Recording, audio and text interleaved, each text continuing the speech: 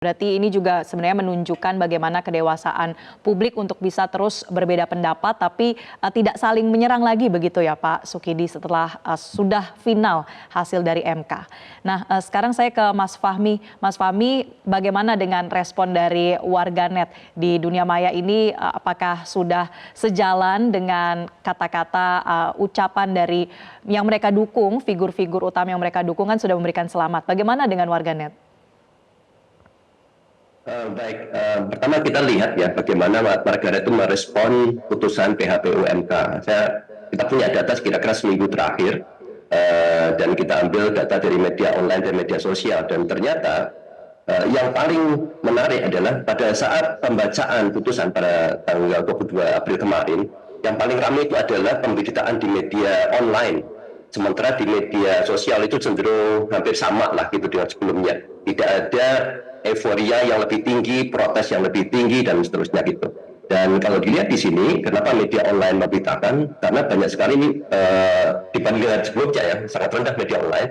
Mereka ingin mengetahui bagaimana perkembangan jalannya pembacaan putusan, kemudian juga respon-respon dari tokoh-tokoh yang ada.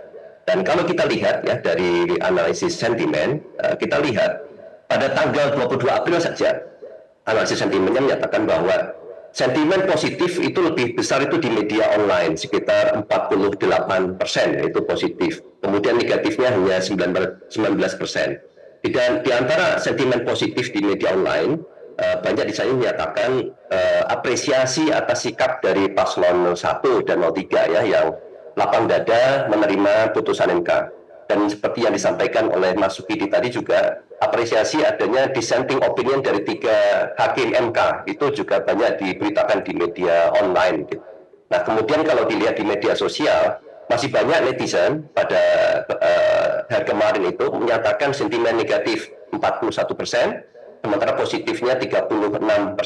Nah di antara mereka yang positif itu berharap putusan MK ini bisa memberikan keadilan ke depannya, hati nurani menyelamatkan bangsa dan demokrasi Indonesia, dan adanya apresiasi juga ya terhadap MK karena mempertimbangkan amicus curiae, ini mungkin yang pertama kali.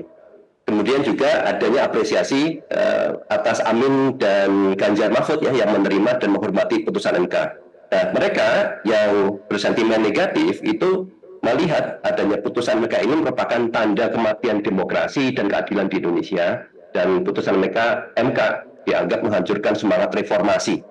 Ini kira-kira hasil bacaan yang ada di media sosial, dan kita lihat ada beberapa top newsmakers ya, terutama dari Capres dan Cawapres seperti Anies Baswedan, Ganjar Pranowo, Prabowo Subianto, opini mereka, pendapat mereka, pernyataan mereka itu sangat positif, dan cenderung mereka semuanya itu untuk move on ya ke depan, seperti yang disampaikan Mas Sukidi tadi, merupakan pernyataan sikap kenegarawanan. Apapun hasilnya, ini adalah ada akhir dari proses pilpres dan mereka menerima.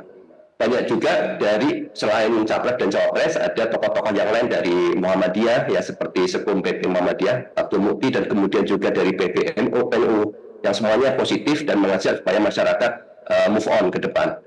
Demikian, Mbak. Jelajahi cara baru mendapatkan informasi. Download Metro TV Extend sekarang.